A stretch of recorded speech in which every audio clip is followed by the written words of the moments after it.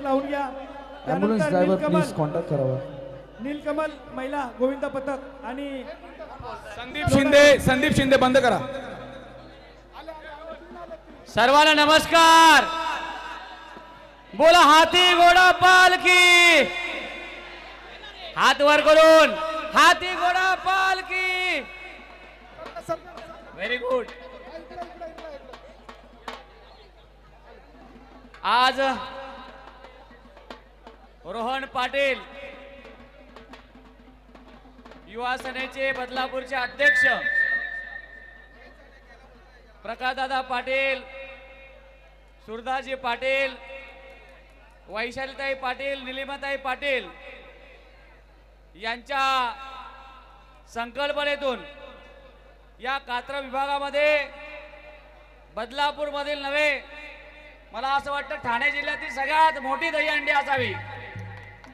25,55,555 रुपयाची ही सर्वात मोठी हंडी या ठिकाणी साजरी होताना आपल्याला दिसत आहे। या प्रसंगी मंचावर उपस्थित असलेले जे आपल्या युट्यूबवर विशेष फेमस आहेत असे विनायकजी माली या ठिकाणी आले आहेत। त्याचबरोबर आमचे शैलेशजी भोयर या ठिकाणी उपस्थित आहेत। युवा सेनेचे, शिवसेनेचे अनेक पदाधिकारी या ठिकाणी उपस्थित आहेत आणि माझे सर्व बालगोपाल, युवा, ज्येष्ठ नागरिक मित्रांनो, श्रीकृष्ण भगवान जेव्हा लहान होते त्यांना माखन आवडायचं, दही आवडायचं आणि ती दही आपल्या सवंगड्यांना मिळावी याकरता शिखरावर टांगून ठेवलेल्या मटक्यातली दही चोरण्यासाठी थरावर थर रचून श्रीकृष्ण भगवान ती मटकी फोडत आणि आनंदाने आपल्या सवंगड्यांसमवेत त्या माखनाची, दहीची मजा घेत असत।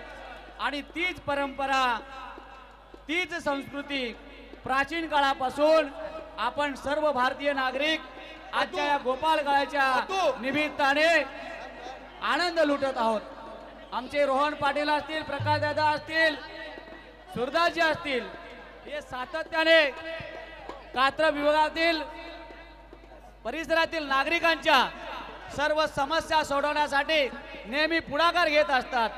सकाळी 7 वाजल्यापासून तर रात्री झोपेपर्यंत या विभागातल्या प्रत्येक नागरिकाचा प्रश्न, मग तो पाण्याचा असो, रस्त्याचा असो, गटारीचा असो, लाईटचा असो, अन्य काय असो, कौटुंबिक असो, या विविध समस्या सोडवण्यासाठी ही सर्व मंडळी सातत्याने पुढाकार घेऊन नेहमीच नागरिकांना मदत करण्याचं काम करत असतात।